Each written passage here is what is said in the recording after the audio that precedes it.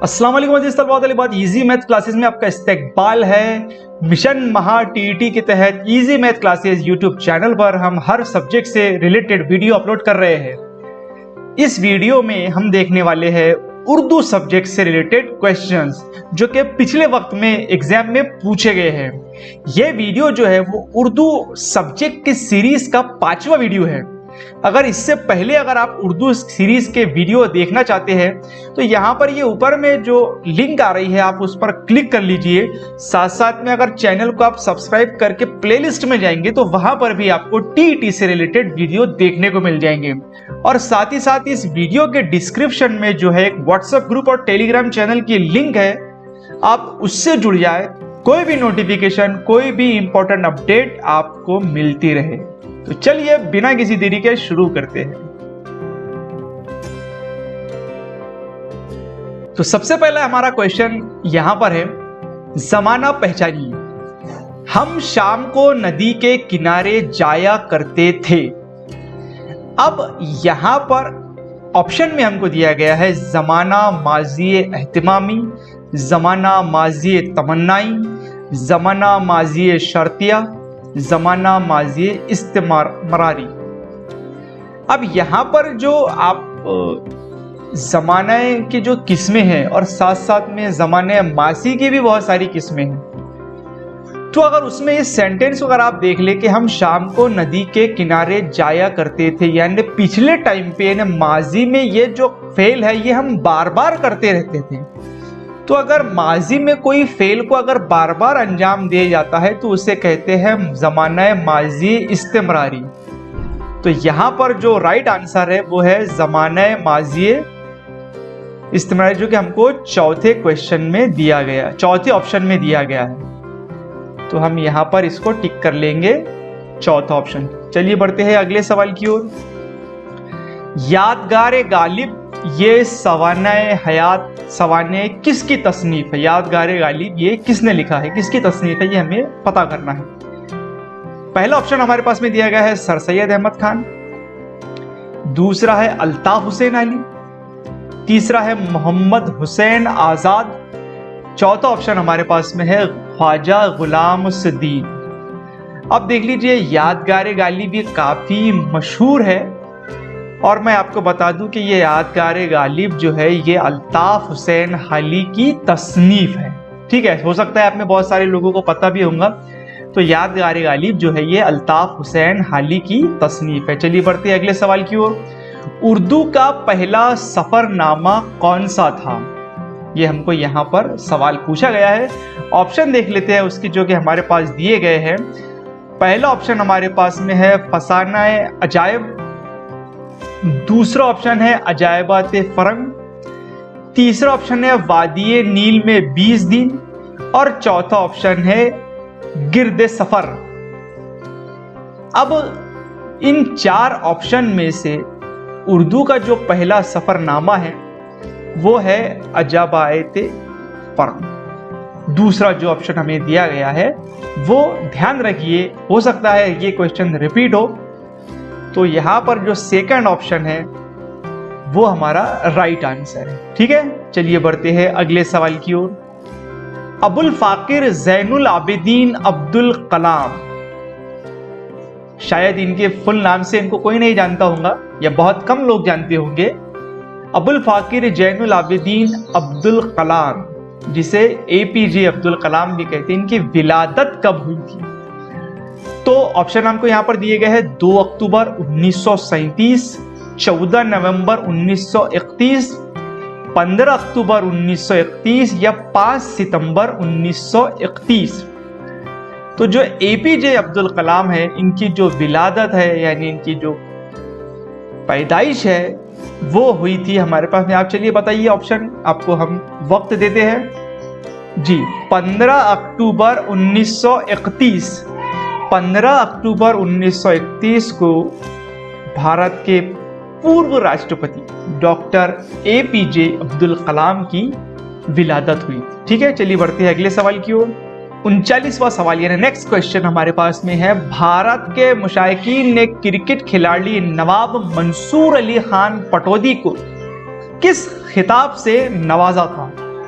जिस तरह आपने सुना होगा कि भाई क्रिकेटर्स को एक खिताब से नवाजा जाता है, तो नवाब मंसूर अली खान पटौदी जो कि सैफ अली खान पटौदी के वालिद साहब हैं, उनको किस खिताब से नवाजा गया था?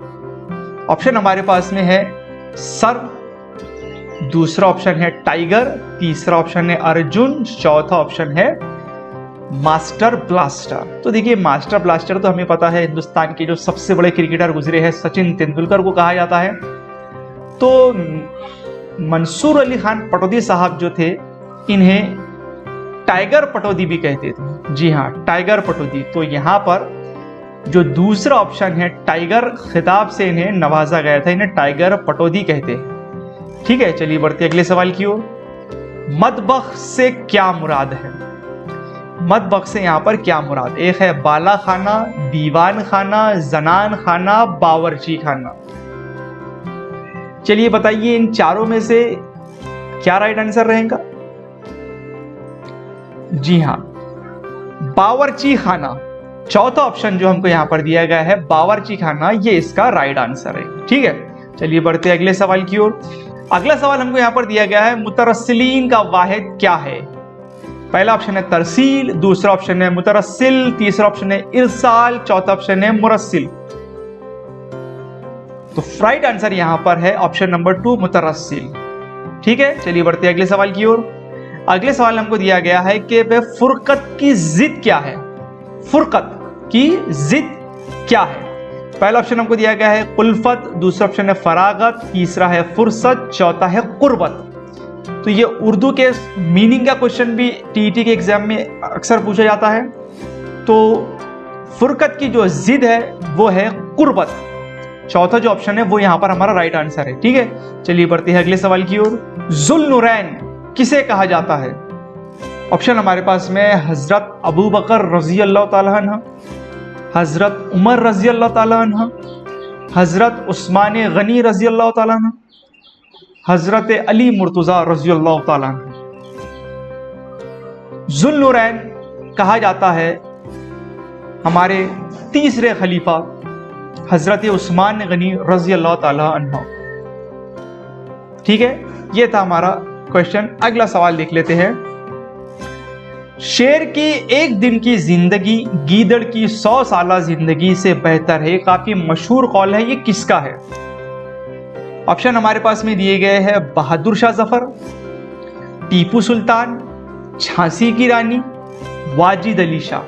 तो ये तो काफी आसान ही सवाल है, अक्सर आपने पढ़ा होगा कि शेर की एक दिन की जिंदगी गीदड़ की 100 साल जिंदगी से बेहतर है। ये जो कौल है वो टीपू सुल्तान साहब का है, काफी मशहूर ये कौल है। सेकंड इसका राइट आंसर रहेगा। चलिए बढ़ते हैं अगले सवाल की ओर। दर्ज झैल शेर की सनत का नाम पहचानिए। यहां पर सनाए बदाए पर भी एक सवाल आता है।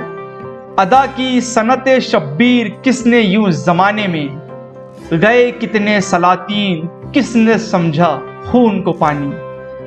तो यहां पर ऑप्शन हमको दिए गए हैं तलमी, सनत तलमी है, सनत मुबालगा है, सनत तजाद है, सनत लको नशर है। तो देख लीजिए यहां पर जो है इस शेर के अंदर अगर शायर किसी तारीखी वाक़ये का जिक्र करता है तो उसे सनत तलमी कहते हैं। तो यहां पर सनत तलमी इसका राइट आंसर है। चलिए बढ़ते हैं अगले सवाल की ओर। दर्जा झैल में किस लफ्ज के बाद दान लगाने से वो बामानी लाहिका बन जाएगा? तो साबे के लाहिके से भी रिलेटेड आपको सवाल पूछा जाता है। इंशा, गुल, अकल, जरूरत। तो किसके बाद में अगर दान लगाएंगे? तो यहां पर तो बड़ा ही आसान ये सवाल है। गुल के आगे अगर हम दान लगाएंगे तो ये गुलदान बन गया है बामानी। तो यहां पर ये जो दूसरा है गुल, इसका राइट आंसर है। ठीक है, चलिए बढ़ते हैं अगले सवाल की ओर। अगले सवाल में हमको यहां पर दिया गया है कि झैल के मुहावरे का मतलब क्या है? हाशिया चढ़ाना, इसका मतलब क्या है? तो पहला ऑप्शन हमको यहां पर दिया गया है लकीर खींचना, दूसरा ऑप्शन है नसीहत करना, तीसरा ऑप्शन है बात को रद्द करना और चौथा ऑप्शन है बात को बढ़ा चढ़ाकर पेश करना। तो देख लीजिए, हाशिए चढ़ाने के जो मानी होते हैं वो होते हैं बात को बढ़ा चढ़ाकर पेश करना। ठीक है, कमेंट बॉक्स में आप इसका जुमलों में इस्तेमाल करके मुझे बताइए। ठीक है, चलिए बढ़ते हैं अगले सवाल की ओर। रमूज औकाफ में ये जो अलामत है, ये निशान क्या कहलाता है? जी कि रमूज औकाफ का सवाल अक्सर पूछा जाता है, जहां पर सिंबल के मीनिंग अपने को बताना होता है। तो यहाँ पर हमको दिया गया है कि ये सख्ता है, वक्फा है, खत्मा है या राब्ता है।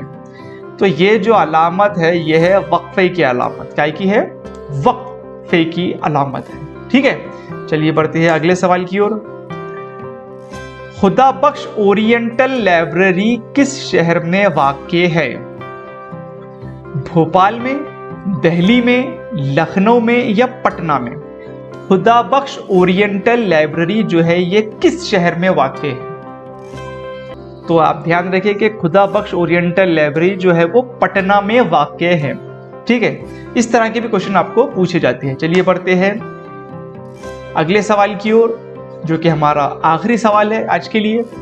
शेर मुकम्मल कीजिए। तुम मेरे पास होते हो गोया। आगे शेर मुकम्मल करना है। पहला ऑप्शन है, हाथ दिल से जुदा नहीं होता, रंजे राहत फिजा नहीं होता, जब कोई दूसरा नहीं होता, सो तुम्हारे सिवा नहीं होता। तो काफी मशहूर ये शेर है कि तुम मेरे पास होते हो गोया, जब कोई दूसरा नहीं होता। तो यहां पर ये तीसरा इसका राइट आंसर रहेगा। ठीक है, तो अजीज तलबा तालिबात, इस वीडियो में इतना ही। अगर आपको ये वीडियो में मालूमात समझ में आई होंगी तो इस वीडियो को लाइक करें, अपने दोस्त अहबाबों के साथ में शेयर करें और चैनल को सब्सक्राइब करना ना भूलें। इस वीडियो में इतना ही। देखते रहिए इजी मैथ क्लासेस।